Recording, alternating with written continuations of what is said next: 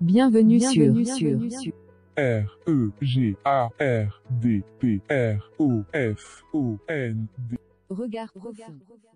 Mes chers jeunes compatriotes, je m'adresse à vous aujourd'hui à l'occasion de la célébration de la Fête nationale de la jeunesse du fond de ma cellule de fortune située au groupement spécial d'opération de Yaoundé où je suis détenu de manière illégale et totalement arbitraire, ainsi que plusieurs citoyens qui m'accompagnent dans notre lutte pour un Cameroun meilleur, depuis 14 jours.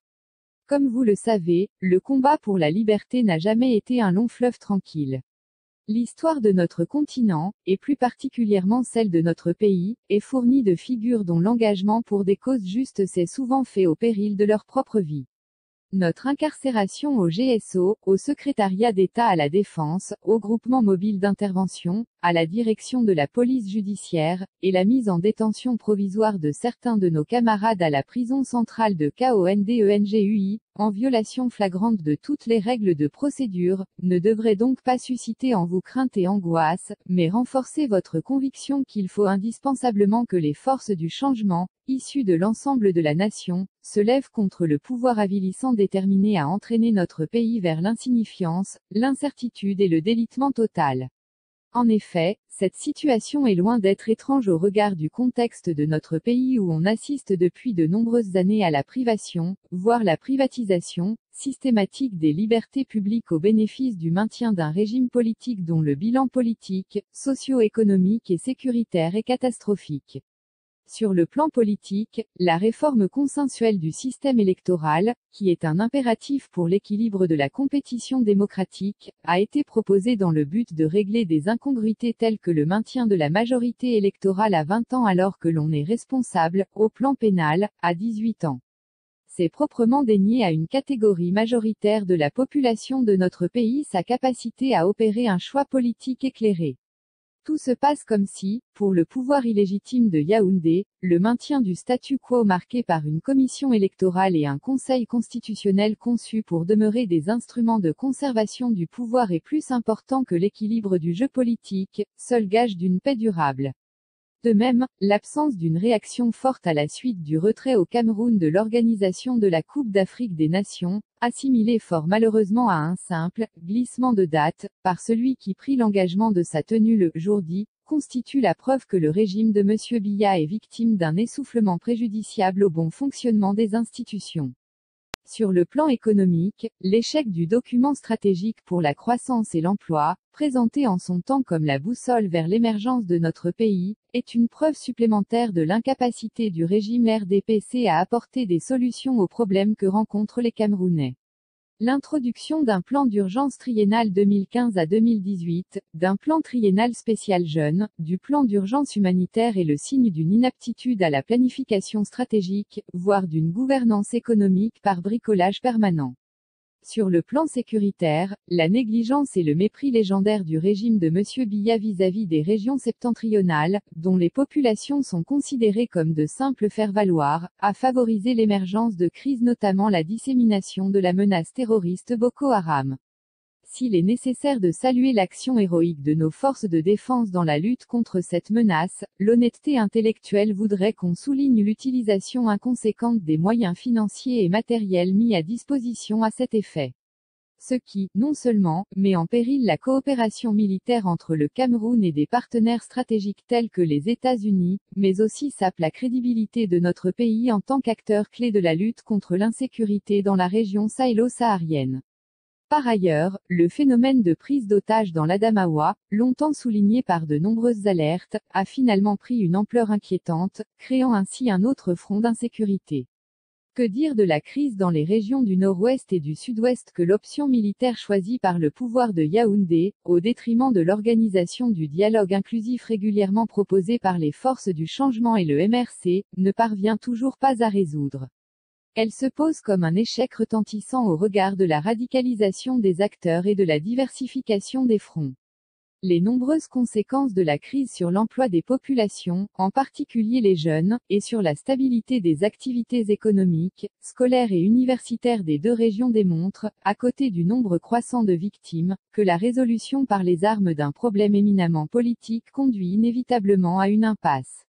Chers jeunes compatriotes, Ce tableau peu reluisant de la situation de notre pays, traduit la course quotidienne vers l'incertitude où le régime RDPC nous conduit. C'est la raison pour laquelle nous avons décidé de mettre en œuvre la continuité du plan national de résistance dont les marches du 26 janvier dernier constituaient une étape cruciale. Le dit plan repose sur 3 principaux axes à savoir: A. L'expression de notre indignation face au refus d'adoption du dialogue inclusif comme option préalable de résolution de crise dans les régions du Nord-Ouest et du Sud-Ouest. B. L'indignation face à la gestion irresponsable du scandale de la canne manquée de 2019. C. L'indignation suite au hold-up électoral de la dernière élection présidentielle.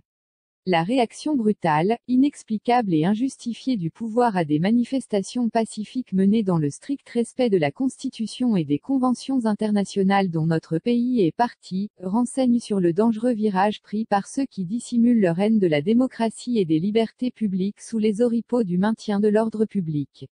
Il vous importe, mes jeunes compatriotes, de rester vigilants face à cette volonté d'empêcher la pleine expression d'une pensée contradictoire dans l'espace public camerounais.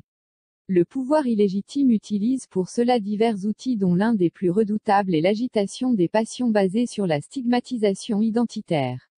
Retenez-le, le tribalisme est l'arme qu'utilisent ceux qui n'ont pas d'arguments pour défendre le bilan de 36 ans de corruption et de détournement de fonds généralisés. C'est l'arme de ceux qui veulent que vous vous détourniez des nombreux scandales financiers liés à l'organisation de la CAN, à l'échec des projets structurants inventés, à la misère généralisée au sein de notre population, au moment où eux bénéficient de nombreux privilèges dont les soins de qualité à l'étranger aux frais du contribuable. À ce propos, le MRC déplore et condamne avec la dernière énergie le discours irresponsable d'un membre du gouvernement qui a pris sur lui de stigmatiser avec une violence inouïe un groupe ethnique, faisant un parallèle avec une page triste de l'humanité que fut le génocide du peuple juif. Très curieusement, par une espèce d'indignation sélective, un autre membre du gouvernement a cru devoir se désolidariser des propos à l'encontre du peuple juif, en s'abstenant de blâmer ce tenu contre une communauté nationale. Chers jeunes, n'oubliez jamais que la compétition pour le développement ne saurait se faire entre Camerounais, mais bien face aux autres nations déterminées à préserver leurs intérêts au détriment des nôtres. C'est pourquoi le MRC s'est fermement engagé depuis sa création dans la lutte contre le tribalisme et toute autre forme de discrimination. Autant je suis pour la libre expression des idées politiques, au besoin à travers des manifestations publiques, autant je m'insurge contre tout acte de vandalisme des édifices, des biens et des emblèmes nationaux où qu'ils se trouvent. C'est l'occasion pour moi de condamner, à nouveau, la violation de nos représentations diplomatiques à l'étranger. J'en appelle à tous les jeunes Camerounais de rester mobilisés pour la défense de leurs droits et libertés fondamentaux, et les exhorte à profiter de cette journée du 11 février 2019 non pour des réjouissances dont le but est de les distraire, mais pour mener une réflexion profonde et méditative sur l'avenir de notre cher et beau pays. Vive la jeunesse camerounaise, vive le Cameroun. Maurice Kamto. Préside élu et légitime du Cameroun. Yaoundé le 10 février 2019.